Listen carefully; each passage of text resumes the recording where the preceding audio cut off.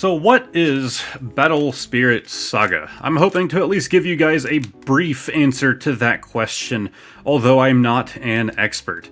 And then we will be opening up this demo deck that they released and have distributed at various different stores. Of course, they're not for resale versions. If you're a collector, it could be worth picking up because at your card stores they'll be free. And these are actually variations of the cards that will be different from the actual release, so they could have higher value.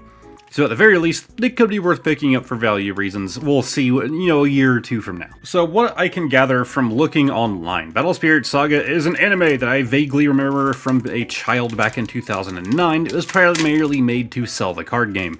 While it did extremely well in Japan, it didn't pick up super big here, with only 5 releases, 5 sets coming to the US, and then ending US production in 2010, about a year later. But things never stopped in Japan, and apparently it has only grown in popularity there, and it looks like they're trying to branch out. Ooh, that looks cool.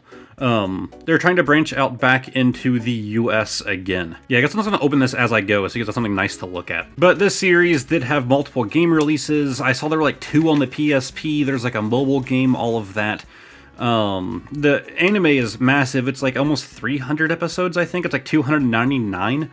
I think they did like more than one anime thing. But they're trying to bring it back to the US, at least that's the way it seems. And I've seen a decent amount on it. I've actually seen them sponsoring some YouTubers as well, including Moist Critical. So maybe this return will actually work out for them. So of course, this is a Bandai produced game, as we'll probably find on at least part of their documentation. Yeah, right there. So if you've done Digimon or Dragon Ball Z, those are 2 good examples, then you're probably gonna know how this is going to be structured when it comes to like the products that they're going to produce, the different decks, the value, the cost of packs, yada yada. The packs for this set are apparently, or for this game, are going to be $5, which is $1 more than most card games, but isn't too outrageous. Of course, they're going to be doing starter decks, all that kind of stuff. As I have a girlfriend that collects Dragon Ball, and I do some Digimon, I'm pretty familiar with how Bandai does things.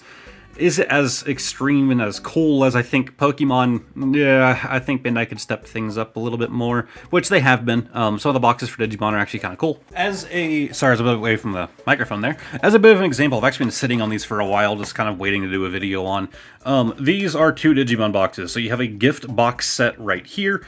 Pretty nice looking little box, and it comes with a fair amount of things.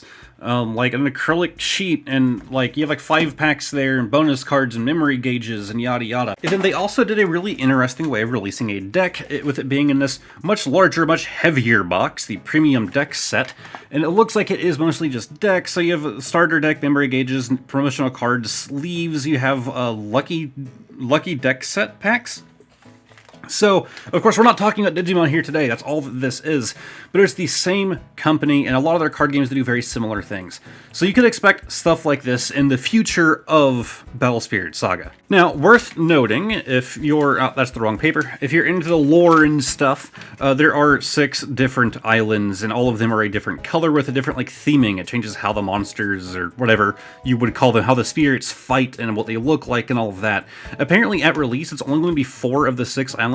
These 4 right here, the red, purple, yellow, and white. The green and blue won't be a thing at release, but apparently these little things right here are also very important to the game. Again, I don't exactly know how to play. I watched they did like an actual video, like the Bandai themselves, on how to play the game.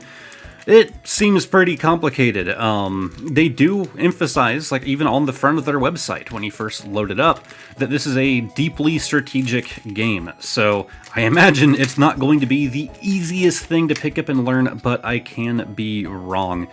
So these little blue things, let me try and get them open real quick. There's like 2 different packages of them in here. These are apparently called your cores, if I remember correctly. They're just like little beads. I imagine that you don't have to use these. You can probably use anything to substitute these if you don't want to buy them. Although I'm assuming that at tournaments, it might actually be a requirement, or at least at tournaments where the tournament holders actually care about that kind of stuff. Because, they have to get, you to spend money on the official things. But if it's anything like most card games, you'll probably be able to get those pretty readily available. Here we have an actual playmat. Of course, it's just paper. But this is like the early release demo deck, so it's going to include some stuff to kind of help you learn how to play the game, yada yada. It's not even a full deck, they describe it as a half deck. I do like how it's just called trash. It's not a discard pile or anything like that, it is the trash pile. Oh, and some more how to play stuff there. But let's look at the actual cards themselves now. I will say they remind me a lot of Digimon cards, like not only like the art for the creatures, but just like the layout and everything else. The backs of them are very beautiful though. I love the like black and gray or black and white thing going on here. Yeah, gray is the right answer. But let's turn it around. Now, the biggest difference between these and the actual release versions is that apparently the text layout changed. So, like, I know this red part right here that says confront is actually down here, and some text has been shifted around, yada yada. And so that does mean that there is a difference. They said that these demo cards will be usable in tournaments. They are legal to play cards. They just have some layout changes. From what I can tell, there's no actual stat changes or anything like that.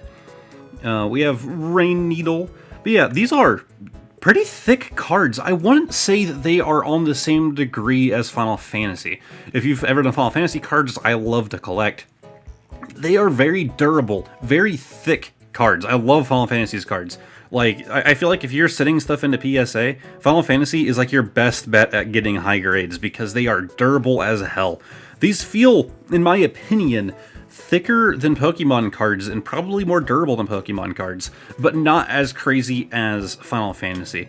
So we do have two of those. We have a Shock Troop, and you can see right here what kind of card they are. So these are spirits themselves. I think there are 3 types. There's like Magic, Nexus, and Spirit, if I remember correctly. And then of course you have the 4 different colors, and eventually it'll be 6 different colors. Dragon Trooper, Moonbow Dragoon. I like that. That is cool. Not just because I'm a big bow person. We have Dragno Guard, Blazing Boar. We have a dragon, a dinosaur. People like dinosaurs. We have the Scorched Battlefield, and that is actually a Nexus. So I assume Nexus is kind of like land, well, and Magic Land is like basically energy, but you get, I mean, it's more of like a terrain effect if I had to assume, based on what I'm remembering anyways. We have Charged Draw, which is magic, so that's more of like an ability card, like a trap card with Yu-Gi-Oh! We have Landmine, and we have Volcanic Break. I really do like these. They look really nice. Like I said, I love the fact that they're thick, because I'm a big fan of cards that are like high quality, obviously. And these definitely feel high quality. The artwork is very nice. Feels almost like Duel Masters, which was like my favorite card game as a kid. A lot of this artwork feels very similar, and I believe Duel Masters was Bandai as well. But then some of these, especially this dragon guy here, feels pretty Digimon as well.